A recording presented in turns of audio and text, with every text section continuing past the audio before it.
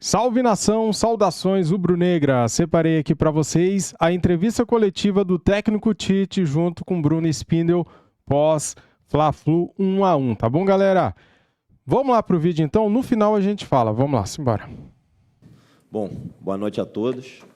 É recorrente, eu estou aqui novamente para falar do assunto arbitragem. Eu queria entender da comissão de arbitragem, do VAR e do árbitro qual o motivo da expulsão do Gabriel.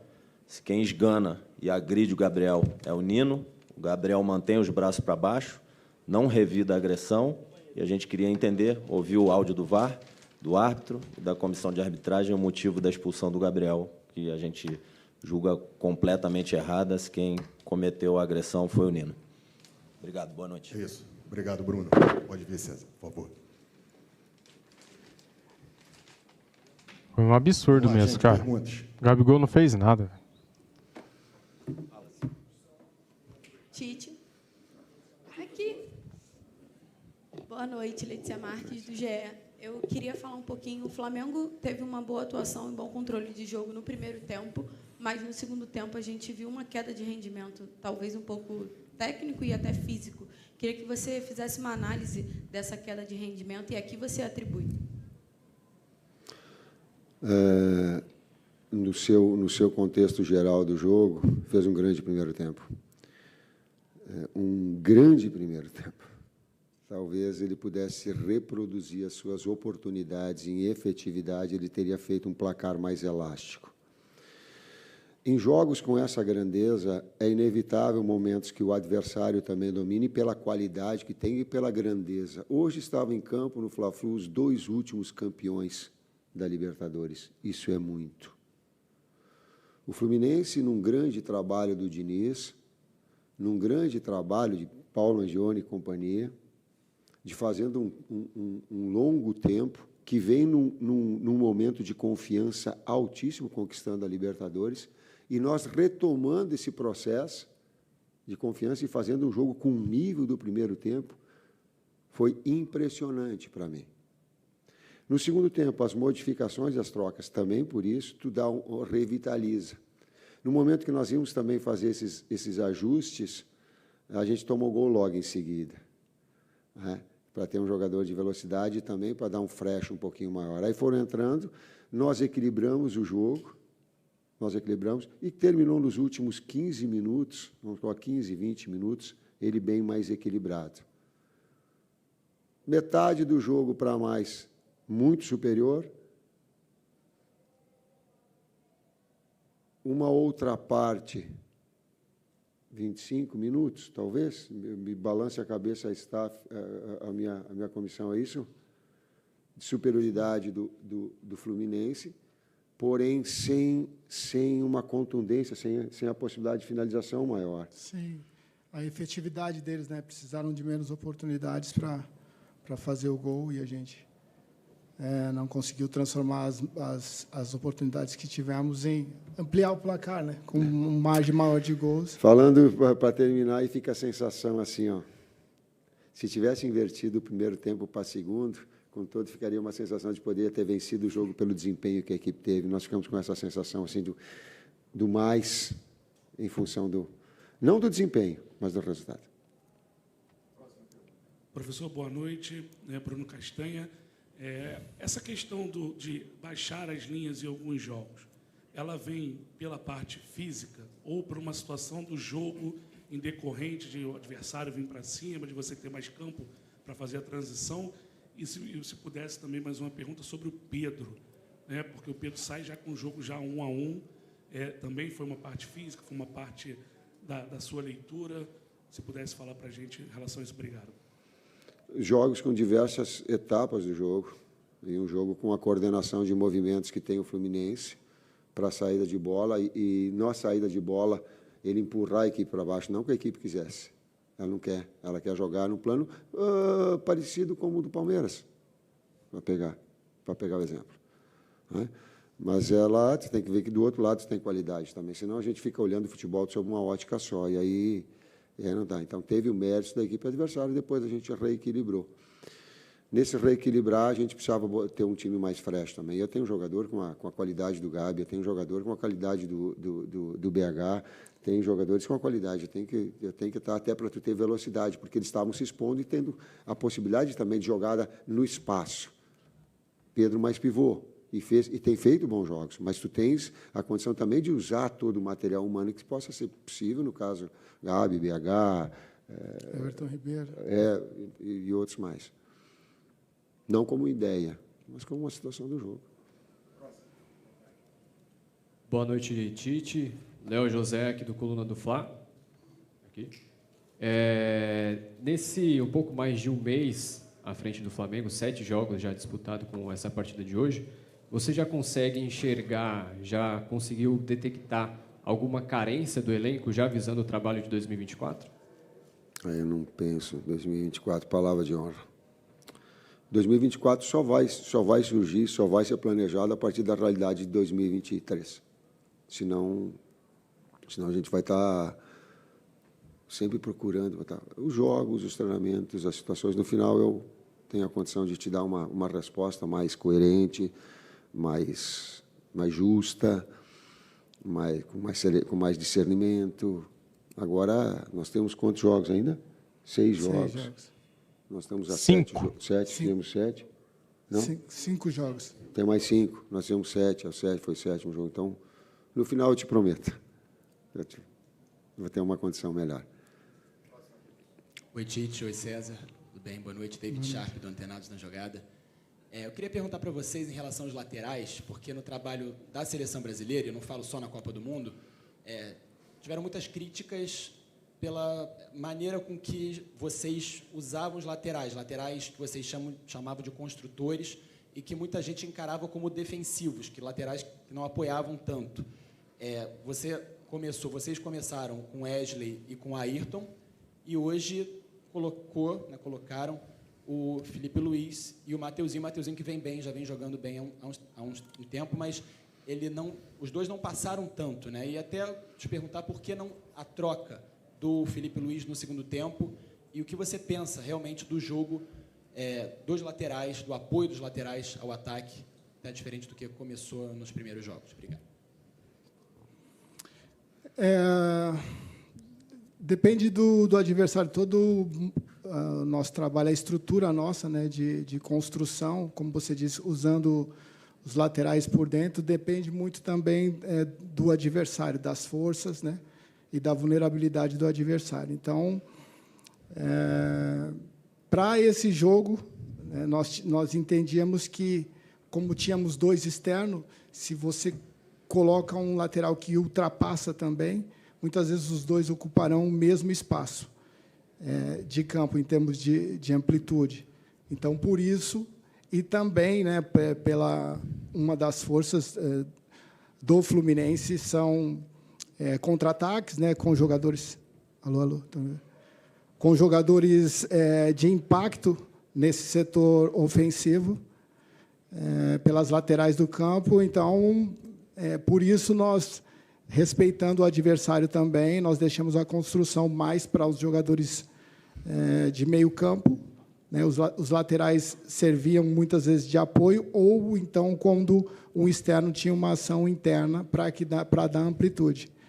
Mas são, assim, no caso, Ayrton e o Wesley, são jogadores assim, que dispensam comentários em termos da qualidade técnica deles, e são jogadores que iremos utilizar com certeza aí durante esses próximos 5 jogos, né, até o final da competição. Só um complemento. Dá uma olhada quando tu tiveres, estou falando de boa, assim, na parte da fase ofensiva, tu vai ver quem vai trabalhar dentro do campo adversário junto com a Arrascaeta, tu vai ter um pouquinho mais da sensação do equilíbrio que a equipe dá e que ela sustenta, porque ela dá uma liberdade de Gerson criativo maior para que um outro venha por dentro. Então, tu pode fazer alternativas disso. Com o segundo meio-campista que joga dentro criativo do campo adversário, ela te dá naquilo que é a ideia de ter um ponto de equilíbrio de equipe.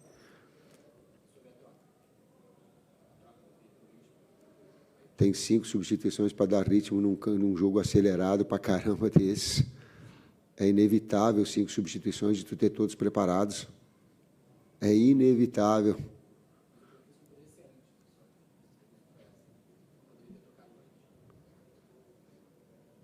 o C, se tu disser para mim o C antes, eu faço se nós tivéssemos feito o primeiro tempo, se nós tivéssemos feito o segundo gol, se a bola no poste não vai, se o... aí, condicional é difícil, né? Tite aqui. Boa noite, Tite. Boa noite, César. Marcos Martins, do canal da QSRN. Você citou, Tite, um período de superioridade do Fluminense no jogo.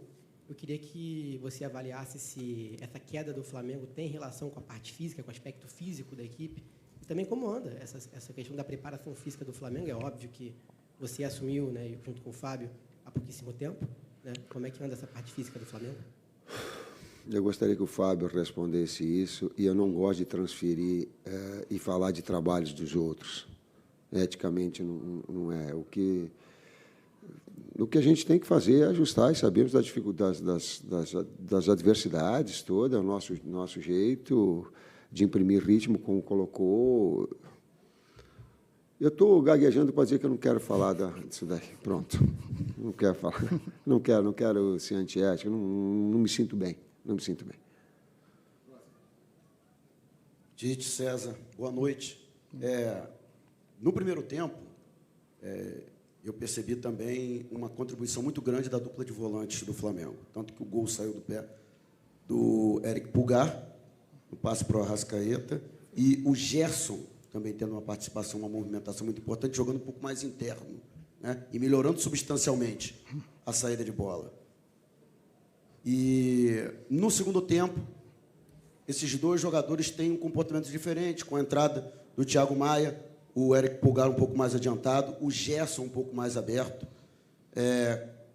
Qual foi a maior dificuldade, Tite, para você conseguir manter o padrão que o Flamengo tinha nesse primeiro tempo, que talvez tenha dado essa impressão tão grande, você que mencionou que ficou impressionado com o poderio do Flamengo no primeiro tempo, mas que, lamentavelmente, não foi mantido na segunda etapa. E, César, nós temos diversos jogadores hoje no banco do Flamengo que já foram titulares absolutos, né? Você foi um grande jogador. E como trabalhar essa questão, né? Porque tem a questão física, tem a questão clínica que atrapalha, mas também tem a confiança. E a impressão que a gente tem é que alguns desses jogadores estão sem confiança. Bom, nós temos um elenco, sim, qualificado, as reposições são à altura. Confesso que ainda em processo de conhecimento, né, de alguns atletas, do que eles podem, daquilo que a gente viu pela TV ou em jogos e do dia a dia, daquilo que nós podemos extrair deles, né? Porém, eu estou feliz assim com o que eu tenho visto até aqui, né? Assim, como o Tite disse, a gente não quer falar de trabalhos anteriores, mas a confiança passa por você produzir, né? Você, dentro de campo, não só externar o seu melhor, mas também conseguir ajudar a conseguir um resultado positivo, né? Ter uma participação positiva no jogo. E essa confiança, a gente vê que o Flamengo vem de um ano assim, com algumas adversidades, sem conseguir. O Flamengo é uma equipe que, pelo histórico todo, né, já inicia o ano, na grande maioria das vezes, candidata a títulos, né, concorrendo a títulos, e isso, quando isso não vem, tem um todo aí que a gente acaba absorvendo. Porém, a gente vem trabalhando, a gente vem no dia a dia, né, interagindo com esses atletas para que eles possam assim, externar o seu melhor, né, recuperar o seu melhor e nos ajudar. Foi um grande jogo. Às vezes a gente tem que olhar para um lado, olha para o outro. Foi um grande jogo, cara. Jogaço. Foi um jogaço. Joguinho de alto nível. Jogo de alto nível, os dois últimos campeões de Libertadores. A gente ficava, pô, teve o primeiro tempo que atropelou, mas por que teve no segundo? Porque no outro lado tem outro campeão da Libertadores. Jogaço. Jogaço, digno. Talvez só retirar as expulsões. competitividade, qualidade técnica, tirou 2 jogadores agressivos de lado, e aí tu fizeste uma resposta, como é que tu faz construção? Vai sobrepor ponta com lateral? Vai ocupar o mesmo espaço? Não tem, um constrói e outro tem, e nós temos 2 flechas do lado. Aí levou vantagem, aí no segundo tempo vem, troca um volante para ter uma saída de bola melhor, aí ganha espaço, mas aí a gente consegue neutralizar, pô, não deu, mas faz o gol. Eu acho que o Rossi fez mais uma defesa. Sim. Sabe? Então, um jogaço, a gente olhar, claro que nós ficamos no contexto todo, claro que eu estou chateado, claro que eu fico com a sensação de poder ter feito no jogo, ter feito mais. Claro que a efetividade conta no jogo. Por exemplo, contra o Palmeiras, a gente teve 3 oportunidades, das 3 primeiras que a gente teve, a gente fez 2. Hoje, no primeiro tempo, a gente fez 4, 5 reais, bola no pau. Uma defesa que o Gerson ficou na cara, chapou. O gol do Arrascaeta. Sim. Teve mais? Teve uma que cruzou a área. Que cruzou a área para dentro e ela fechou do outro lado um pouquinho atrasado para fechar. Então, cara, jogaço. Senão a gente fica assim, ó, altíssimo nível. Das 2 equipes, um altíssimo nível. Boa noite, Tite. Eric Viana, do Mundo Rubro-Negro. Quando você chegou aqui ao Flamengo, você comentou sobre a possibilidade de Pedro e Gabigol jogando juntos. Você concordou que isso poderia acontecer por conta das características. Hoje, depois desses 6, 7 jogos sob o seu comando, o Gabigol está no banco de reservas, mas quando ele entra, o Pedro sai. Então, por enquanto, o Gabigol e o Pedro ainda não atuaram juntos por nenhum minuto. Eu queria saber se você ainda mantém essa visão, se você acha que eles ainda podem jogar juntos, porque agora ou se mudou, depois que você viu esses 2 jogadores nos treinamentos, como é que tem sido? Obrigado. Podem, continuam, só que eu também tenho que olhar a realidade. Cebolinha está jogando muito, Luiz Araújo está jogando muito, BH de velocidade. Então, quando cheguei, a continuidade do Pedro, fazendo gols, daqui a pouco baixa alguma situação, mas tu tem a oportunidade. Então, o campo está se falando, tem as ideias, pode ser, mas o campo está falando com esses jogadores jogando muito. Professor, últimas 2. Boa noite, Tite. Eu gostaria de saber do seguinte, você que está há pouco tempo no Flamengo, você consegue imaginar, antes mesmo de chegar ao clube, que a gente chegaria no fim do campeonato, assim, nessa reta final, com tantos times ainda disputando as primeiras posições, que era um negócio bem distante há um tempo atrás, e hoje em dia tem alguns clubes empatados na liderança, e o Flamengo conseguiu encurtar também esse espaço. Cara, parabéns pela magnitude da pergunta, e a gente olha um contexto todo do futebol brasileiro, do Campeonato Brasileiro. É impressionante chegar nesse estágio com tantas equipes com a possibilidade do título e de Libertadores, com tantas equipes grandes disputando fugindo da degola também. Um campeonato muito difícil. Eu estou olhando para vocês e acompanham, e talvez ele comprove que começa o Campeonato Brasileiro, tem 10 postulantes ao título. Hoje tem 6, 7 postulantes ao título, tendo 5 rodadas. É muito difícil. Há um equilíbrio muito grande de forças. Professor, última pergunta aqui. Oi, professor. Boa noite. Professor Tite, boa noite. César Sampaio, tudo bem? Sou o Rodrigo Multimídia, do Libras Esportes, da Rádio Web Total. Eu me comunico com todos os surdos do Brasil, na comunidade dos surdos, torcedores do Flamengo também. Queria parabenizar o senhor, todos os surdos. É a primeira vez que nós estamos fazendo a entrevista para você, inédita para todos vocês. E antes, eu faço uma pequena audiodescrição também, que eu estou incluindo os cegos, tá? Que é da nossa comunidade. Então, eu faço a audiodescrição. Eu sou o Rodrigo Multimídia, sou do Libras Esportes, estou com camiseta azul, sou careca, barbas grisalhas. Estou entrevistando aqui o professor Tite, técnico do Flamengo, que está com a camisa branca. Ao lado dele, o César Sampaio, com o uniforme do Flamengo. No fundo, um backdrop com os patrocinadores. Bom, com audiodescrição também para os cegos, então vou fazer a pergunta em Libras para o senhor. Tite, conforme o nosso colega disse aqui agora, o Campeonato Brasileiro chega numa reta final. Você, como um professor técnico e líder vitorioso, O que acontece com os times na reta final? E temos 6, 7 que você falou que podem ser campeão brasileiro. É o equilíbrio emocional, o equilíbrio mental, ou o equilíbrio físico que na reta final chega na frente e o time pode ser campeão? Quais desses equilíbrios o time tem que ter para ser campeão? Vou responder uma parte. Aqui quem está falando é o Tite, cabelo branco. Uma vez ele tinha um cabelo preto, está perdendo, o está ficando mais fininho, o cabelo dele também. Que tem muito orgulho e que sabe que está técnico de uma grande, de uma extraordinária equipe, que tem um respeito pelo seu torcedor muito grande.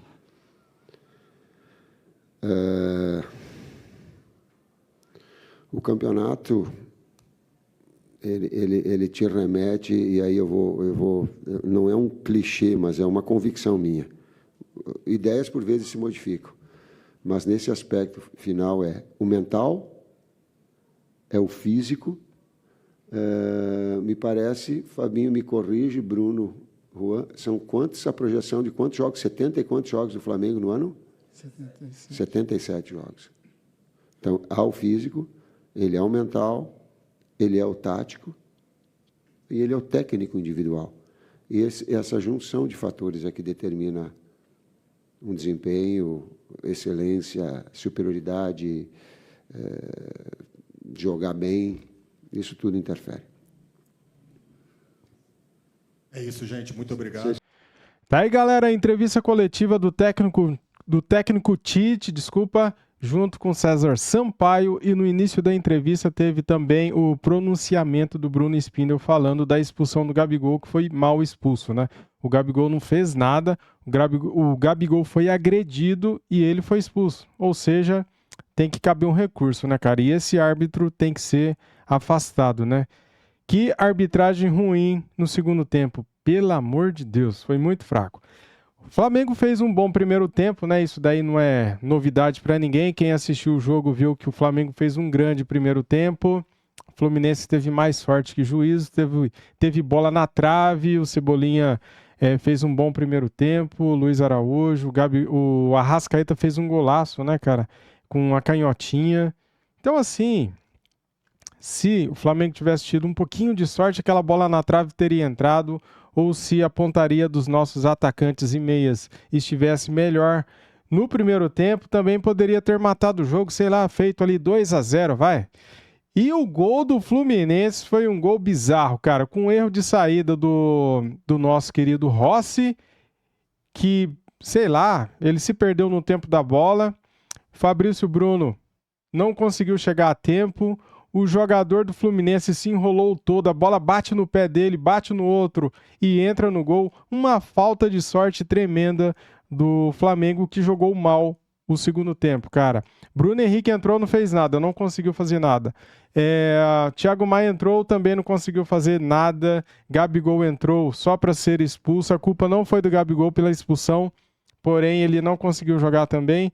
Ou seja, galera, o Everton Ribeiro entrou, não conseguiu jogar bem. Entrou também o Ayrton Lucas no segundo tempo.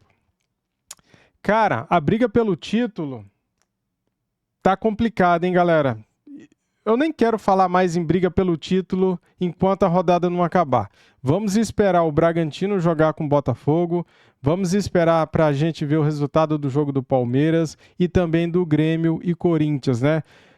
Porque a gente não sabe se esses adversários vão tropeçar ou não. Então vamos esperar. Faltam para o Flamengo 5 rodadas até o término do Campeonato Brasileiro. Agora entra aquela pausa chata de data FIFA, né? Vai ter jogos de seleção. Seleção brasileira enfrenta Colômbia e Argentina, né? Então o Flamengo só volta a jogar agora no dia 23 de novembro, ok? É isso, muito obrigado a todos. Tendo mais informações do Mengão, eu trago aqui para vocês. Deixa o like aí se puder. Inscreva-se no nosso canal e ative o sininho. Saudações rubro-negras. Um excelente domingo para você. Fui!